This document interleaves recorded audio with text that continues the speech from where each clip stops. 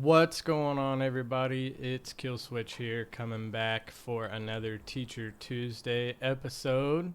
This one being episode 4. I'm glad you guys have been enjoying it. I appreciate all the love for the channel and everything. We'll plan on continuing this content, I guess, if you will. This little series on all of the hero overviews and things like that, the build guides, what have you. Again, every Tuesday I'm going to be doing a new one of these, so if you guys have any suggestions or recommendations, or if you see some stuff in here in these videos that maybe you want to add to, let me know. I typically am pretty open to feedback and stuff. I'm under the pretense that there's no one right or wrong way to build, to play, etc. So if you guys have tips, tricks, hints, builds, items that you prefer, even little secret tips on map, placement, ward placement, stuff like that, feel free to throw it in, man, because I'm just literally trying to help build us a little overview guide and build guide for some of the newer players, and just have that available. So put it down in the comments, or send me a message, whatever, and I'll throw it in a video, give you a shout out or whatever. But with all that being said, let's go ahead and jump into our overview today. So the hero that I'm going to be doing today is going to be an ADC role, and that hero is going to be Murdock. So let me start this by saying that I am not a pro ADC player. I don't claim to be. I've played a little bit, as you can see, level 3 silver. Nothing crazy. It's typically not one of my favorite roles to play, but I have tried to make myself get better at it over the past, a few months or so. So I've started to pick up on a few things, learning how to play the role better, learning, the ins and outs of, playing ADC a little bit. And I kind of stuck with Murdock for the most part, because that seemed to be kind of the most, simple kit to at least start with as a damage dealing hero. So like I said, not the greatest ADC player, don't claim to be, just take this for what it is. That's kind of more of a a beginner's guide, and then I'll give you kind of what seems to be the consensus on the best aspects, items, things of that nature, and then give you some real basic gameplay tips. ADC is kind of a hard role to play right now, so don't take this for a set in stone way to do anything. This is just stuff I've seen people do, stuff I've done, stuff I've picked up on over time, so just keep that in mind. So without further ado, let's hop into this here. We'll start again with our base stats here. Nothing crazy. Again, I've said it before in the past videos, this isn't going to give you a whole lot of info into how the hero scales or anything like that per se. It's just kind of giving you level 1, no items, this is what you get. So we'll just briefly look at that. You do have a description, by the way, on all of these heroes, which basically the whole point of this is to get more in depth with this and all of these abilities, so I won't touch on that too much. I'll basically just kind of do my own version of this. But yeah, here's the kind of at a glance stuff right here. Let's hop into his abilities though. So starting off, we've got his Q ability. That is his buckshot. So that's going to be his, it literally is what the name of it is. It's a buckshot. It's like a shotgun spread ability. It's going to deal damage in kind of like a cone area in front of you. And that'll do 60, 100, 140, 180, and 220 damage at max level, and that is physical damage in that frontal cone. So the bonus to this is it does shred 12, 16, 20, 24, and 28% at max level physical armor to all units hit for 3 seconds. So this is actually the best part of this ability right here, is that armor shred, right?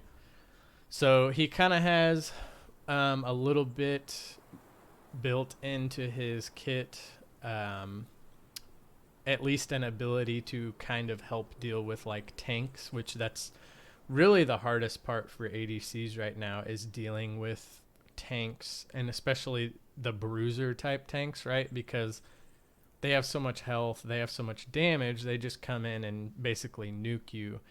And you can get some damage in on them, but at the end of the day, unless you're way over leveled and over farmed, you're going to have a hard time dealing with, you know, a tank, especially like somebody like a Richter or something that can just come in and lock you down. So this will at least help you deal a little extra damage to him, hopefully, you know, allow you to deal with the tanks. But it is a good ability. It's probably a good initiator against tanks. If I'm going up against a tank, I'll usually start with this. And then generally, unless you're real late game full build, you'll probably be able to get this off again sometime in that fight as well. But I also will save this ability for a kill secure in certain situations as well. So like if I'm going up against a duo laner, right, and another ADC or a support, you don't necessarily need that physical armor shred. So, you know, if your jungler comes in for a gank and is ganking duo lane or whatever, and you're trying to get a kill out of it or something, you know, you can wait, you can shoot, you know, do your damage. And when you see him getting real low, you can just real quick pop that Q and get that kill secure, so you can make sure you're not just getting assists all game as an ADC, right? Because that's the goal. You want to get fed. So just something to keep in mind. Alright, so moving on to his next ability here. It's going to be his E. That's going to be his static trap. And this ability just recently got reworked. I think it was a good rework on the ability. So it says deploy up to 3 at all levels traps on the ground that deal 90, 105, 120, 135, and 150 at max level damage, and root enemy heroes that walk over them for 1 second. And that does deal physical damage. That's a pretty good ability compared to what it was, right? So I mean, the old traps would slow and cause a little bit of damage. These now root, which makes them immediately more impactful, especially for a character who doesn't have any type of like movement speed ability or like escape ability. So this ability here is a lot better. So good job SMS on that one. And then traps last either 30, 35, 40, 45, 50 at max level seconds or until triggered. So pretty good overall ability, especially now with that root. It could help you get away. It could help you secure a kill. Anytime you go from like a slow to an actual root, even though it's only 1 second, that's still pretty big. That literally right there could help you land a couple more basic attacks and put them in the range of your passive, which we'll get to in a little bit. Could easily help you secure way more kills in a game. So good ability. It works well as with his right mouse button, which we'll go over in a little bit as well. But seriously, good job with the rework on this ability. It's a lot more beneficial now to Murdock's kit. Next ability is going to be his ultimate. That's his R. That's the long arm of the law. So fire a laser across the map after a 0.5 second at all levels delay. dealing 200, 275, 350 damage in a line, and that is true damage. So basically what that means is you're going to get this amount of damage regardless. This isn't scaled off of physical or energy power. This is true damage. So you know, just because someone's really tanky over there in off lane, you're still going to deal the same amount of damage, which, you know, you would hope that it would scale with physical damage, but that also is kind of a double-edged sword, because sure, you might be able to do a ton of damage to somebody, but if they have a bunch of physical armor built, now all of a sudden you're in a situation where it does less damage. So yeah, true damage in a line, so that it will hit multiple enemies if they're lined up. Of course, you won't run into that situation extremely often. That's more like if you're in a position where your team is fighting in a lane or at an objective, and everyone's grouped up, like say, you know, it's mid to late game and an enemy's pushing a raptor objective or pushing orb prime objective, and they're all fighting right there. And say you're late to the fight, right? Say you're like coming off of back, or you just come back from dying or whatever. You can typically hit a couple of enemies with that in one of those situations. So, and it does go all the way across the map, all the way across lanes. As long as there is vision on an enemy, when you go to cast this, if there is minion or hero vision on that hero, or ward vision, you can see them on the map and you can line it up and hit them. Now, it's not an automatic hit. It's not like a target. You have to hit this. It's a skill shot. So keep that in mind. And when you're shooting, you know, all the way from 2 lanes over, or from your T1 to the enemy inhibitor, it gets pretty difficult to hit, because that enemy, though you have vision on them, they are very small. You can't see them. Their health bar gets in the way. So it does become a pretty skilled shot in certain situations. So something to keep in mind there. Now we'll move on. This is just his auto attack. Ranged auto attack, dealing 59, 59, 59. Pretty basic. This will, obviously, this number will get huge by the end of the game if you get fed and farm properly.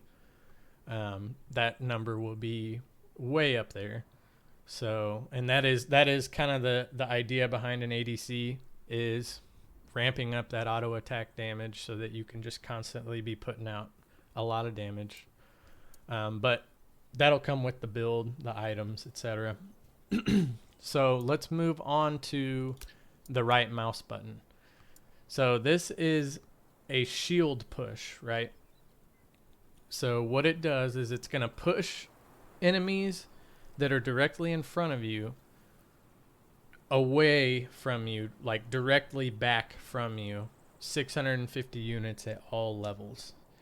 So how it works is you basically have to be facing them center of your crosshair for this to work.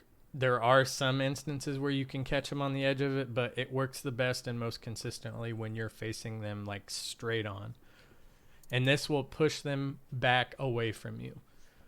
This is kind of like replacing a like escape ability in a sense, because Murdock doesn't have any like, you know, dash or jump or nothing like that. This is going to be kind of your like put separation between you and an enemy. And if you remember with his static trap, if you use this and push them into one of your static traps, they will become stunned for a second and a half. So while neither one of these abilities may necessarily save you, using them in combination might. If you're able to place that trap right behind the enemy, say an enemy jungler comes in, jumps in on you.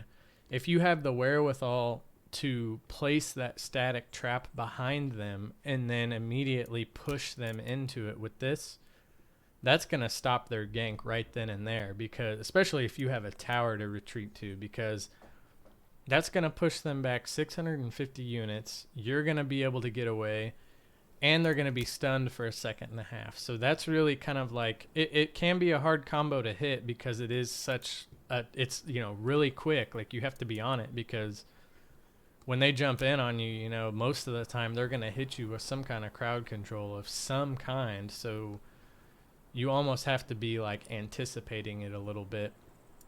Otherwise, you know, they may get the better of you in that fight. So just a little like sneaky combo that if you can get it off, it might save you.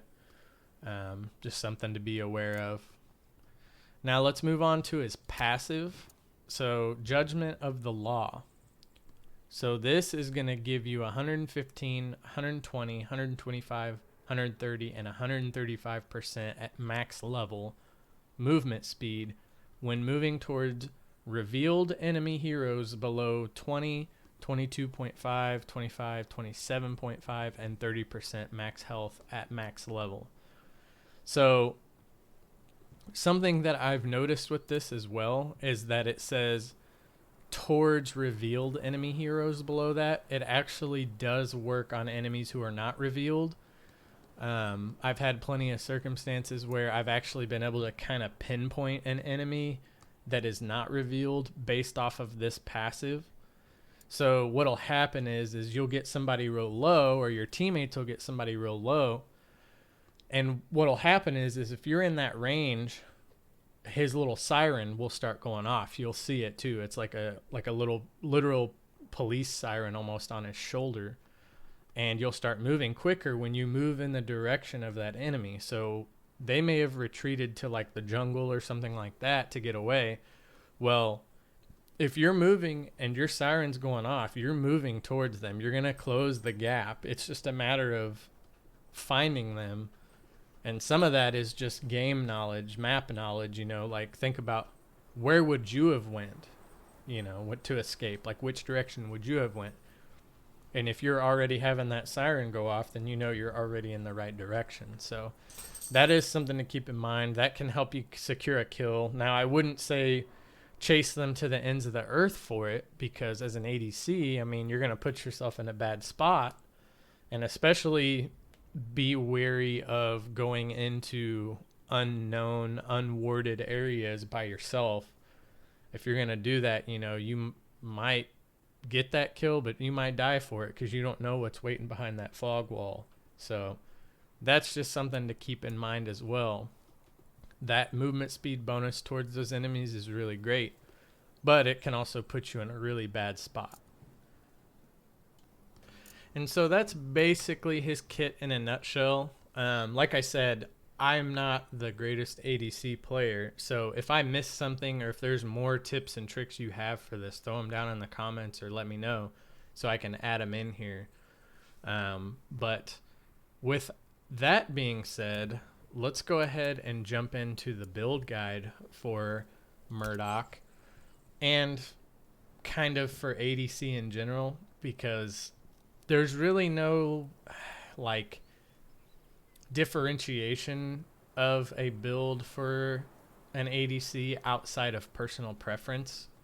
There are obviously items that are just kind of inherently better than others, but as far as each hero and kit goes, there's nothing that really like, there's no items that really like go better for one hero ADC wise as opposed to another. So this will kind of be sort of just like a beginner's basic ADC build guide and aspects and what have you. So we'll start with the aspects.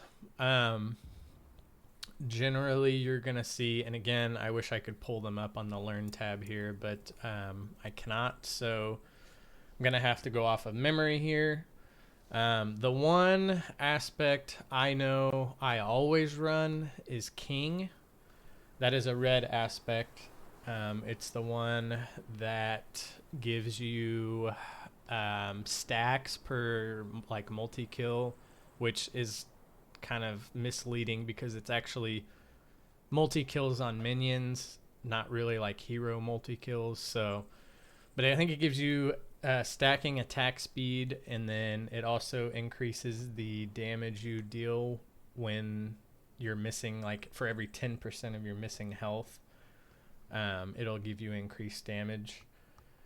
So that king, that's usually, I always run that one. And then sometimes I go back and forth because I've seen it done. I've tried it out. I've heard people say it works. I've ran Beast Hunter with an ADC, which kind of sounds odd. But like I said, I just kind of did it because somebody said, hey, yeah, you should try this. It actually works really well. Because you get a little extra health. You get some crowd control resistance. And you do get some increased damage for minion kills. So that it can work, like on paper, like it works. It's just one of those things that you kind of have to, I don't know, try it out for yourself and see what kind of difference it makes for you. I haven't noticed a huge difference as far as like play style goes. It's not going to change your play style. It's not going to let you be more aggressive or anything like that. Like the health and crowd control resistance doesn't make you just like some unstoppable force, right? So it's just going to be a little bit. So that's something to keep in mind. But if it's not Beast Hunter, you can run Hunter. You can run Rogue. You can run Aggressor. All of those kind of like damage increasing aspects that are going to give you more power in a certain circumstance or whatever it may be. Something like that. A typical build is just going to be like King and Hunter. It's going to be all red aspects. Because you're going to put your favor probably into the red aspects either way. Like even if you do have Beast Hunter, you're probably not going to put any favor points into it because having that extra health as opposed to having that extra attack speed, that's not going to do you a whole lot of good. So that's kind of just, it's personal preference. And again, maybe just experimentation. Like I said, I just ran it because someone said it works well. I tried it. It didn't not work. So try it out, see what works for you. All right, so let's hop into some of the items here for Murdock, and this will kind of be more of a like general ADC build guide because there really isn't a ton of difference in building for an ADC. There'll be little minor nuances and stuff like that, but nothing crazy. So let's go ahead and jump into it. Your starting items, pretty simple stuff. You're gonna grab a Titan's bow and then a small health pot. You'll keep your stealth emblem. It doesn't really make sense to go into the rad pulse as ADC, so you'll just hang on to that stealth emblem. As far as what you go into after that, I know there's probably like a lot of differing opinions on that. Some people would say like Gravedigger's crossbow. Some people say like Sword of Souls first so that you can start stacking minion damage, etc., etc. I've seen people run like Phantom Blades that like to get that early penetration and the cooldown reduction. So I mean, personally speaking, the times I've had the best luck were either with Gravedigger's crossbow first or Sword of Souls first. Those are both good early game cards, and I feel like maybe Sword of Souls is more for if you're starting, like if you're ahead already early enough, like at first item buy. Maybe Gravedigger's crossbow is one you build when you're either on the same level or maybe a little behind. I think it'll give you a little more of a boost early. You could go Phantom Blade early. I don't see really like, I don't see the needing that penetration that much early. So I mean, that's just, again, it's kind of up to you. It's a good card and everything, but I would probably, if I was going to use this, I would build it later. But one thing as an ADC I've seen quite a bit is building boots first. So like what'll happen is you'll back at a certain time, maybe before first raptor spawn or whatever, and you won't have enough for a full item, but you will have enough for the boots. Don't make that mistake. Those boots are not going to help you out at all early game.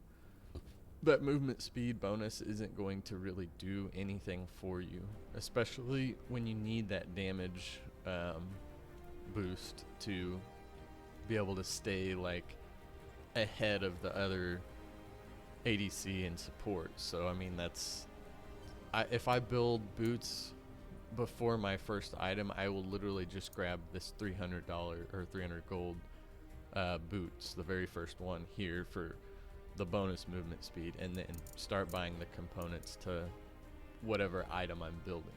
So, and that's really an afterthought. That's only if I have the extra 300 gold to spend on them. So after I build crossbow, I'll go into my boots. And sometimes I don't even finish my boots after my first item. Sometimes I'll finish my boots. I'll just buy these boots and wait maybe 2 items and then finally finish my boots. Like that early on, when you're going to be mostly in lane, you're not going to be moving. You're not going to be like rotating a ton that early. So the movement speed, especially with the red boots, you're getting attack speed. I mean, attack speed's good, but it's not adding any damage value to you other than just you attack a little bit faster. So getting that Gravedigger's crossbow, you're going to be getting that on-hit effect. You're going to be getting attack speed as well, and some actual physical power. So in my opinion, I don't think the boots are good early. I think you should wait, especially as an ADC, where your job is to deal damage. That's what I would do. I would wait on the boots. Like a good second item to buy, and this is probably pretty controversial as well. I mean, there's probably a ton of different opinions on what ADC items are best, what work the best. What I've had the best luck with is going Titan Slayer second, because about that time you're going to start running into people building some armor. Now, granted, this is also situational too. You can look at what the enemy's building and base your opinion off of, or base what items you buy off of what they're building too. If you see that nobody's building a ton of tanky items, maybe you don't go Titan Slayer second. But generally, most of the games that I play, when I'm playing ADC, there's at least 1 or 2 tanky heroes in there, whether it be a steal in the support lane or in the support role and duo lane, whether it be like a Chimera jungle or a Sevarog, whatever it may be. So I usually go Titan Slayer second unless I look at the comp and see something different. Other good cards that I will use as an ADC, Devourer's Blade, the lifesteal and the crit chance, that's always good. Fire Cannon is always good. You could argue going into the lifesteal earlier is more beneficial. You could argue that you don't need that till later. I'm just kind of giving you some items, not necessarily in a build order, but items that will generally help you out as an ADC. So Fire Cannon, Cloak of Fortune, even I don't see it run a ton anymore on a ADC, but it does have some good utility. That overdrive passive can save you in several instances, so it's a good item to run.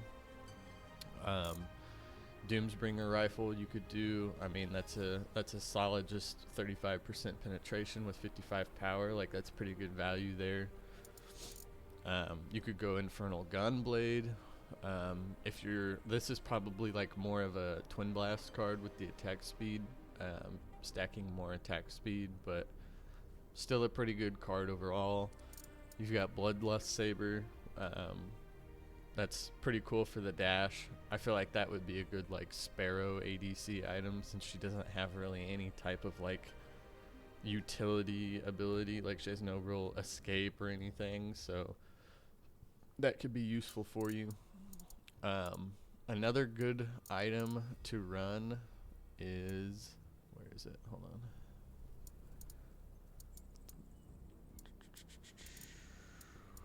I can't find it. Hold on.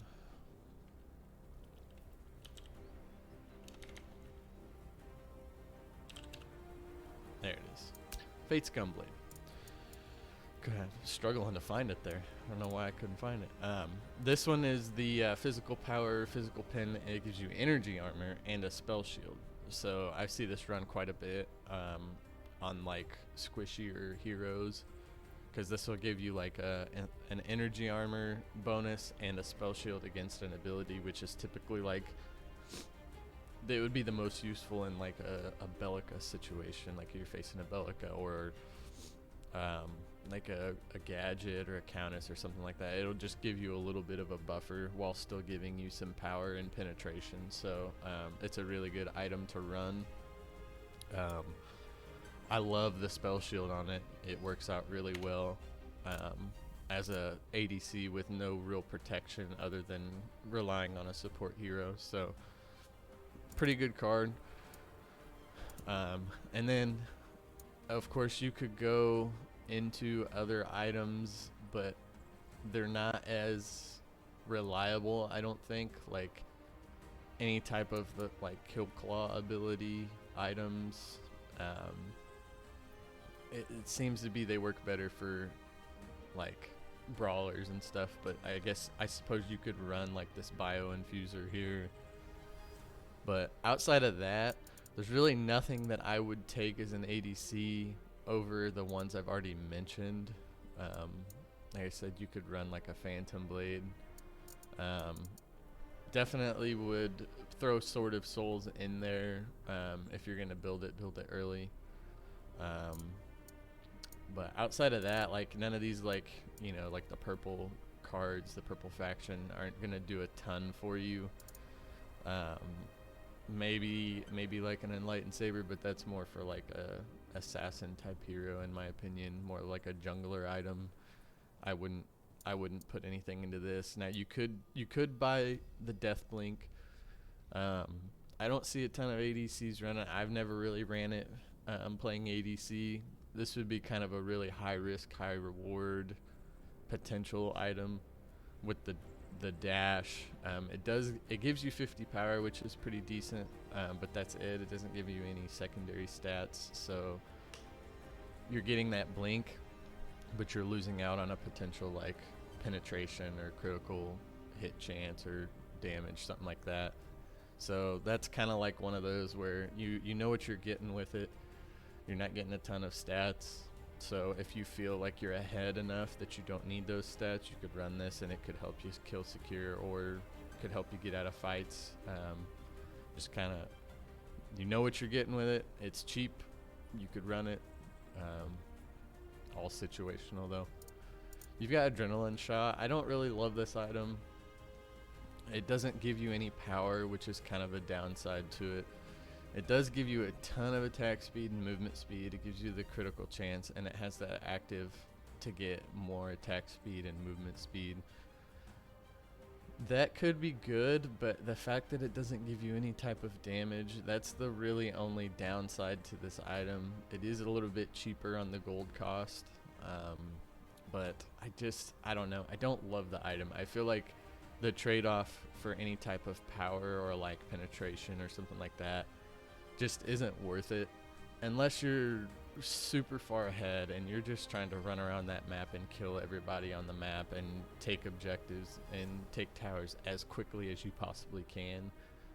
I don't see this item being as useful as like a Infernal Gunblade or even like a Bloodlust Saber. Like I feel like if you're gonna go for some type of like movement speed bonus or whatever, I feel like this one would be more helpful because it does give that power and lifesteal, and you get a dash out of it instead of movement speed. So just my opinion.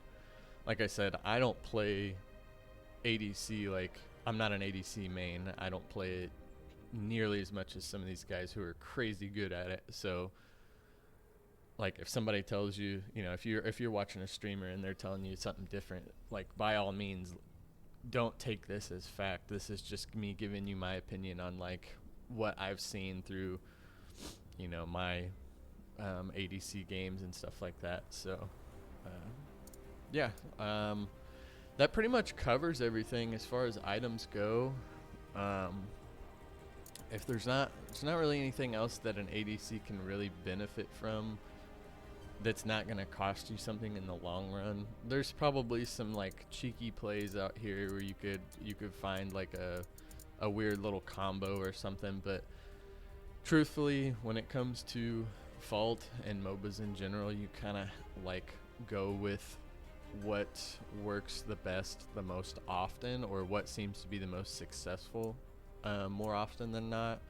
And that's kind of what I go off of with ADC, especially with the not having much variation with the items.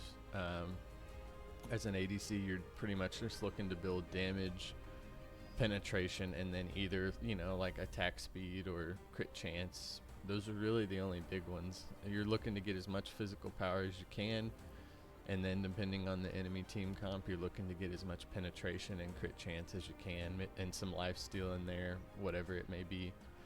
So yeah, that's pretty much it. We'll be doing another Tuesday video, Teacher Tuesday video next week. I am sorry, I do apologize for the missed week. Had some stuff going on in real life, right? IRL, doing some big things, so I do apologize for missing that week. But we should be back to every week. I'll bring out a new one of these. And I appreciate all the likes and the support. I know the channel's been pretty dry lately, so hoping to change that here real soon. If you got any, feedback, if you've got a suggestion for a hero, a suggestion for this particular build, or just any type of suggestions on, if you watch some of my gameplay videos, if you got feedback for me, let me know. I'm always looking to get better, and I'm always looking to find new friends to play with, to group up with, whatever it may be. So again, until next time, I appreciate it, guys, and we'll see you next Tuesday. Thank you.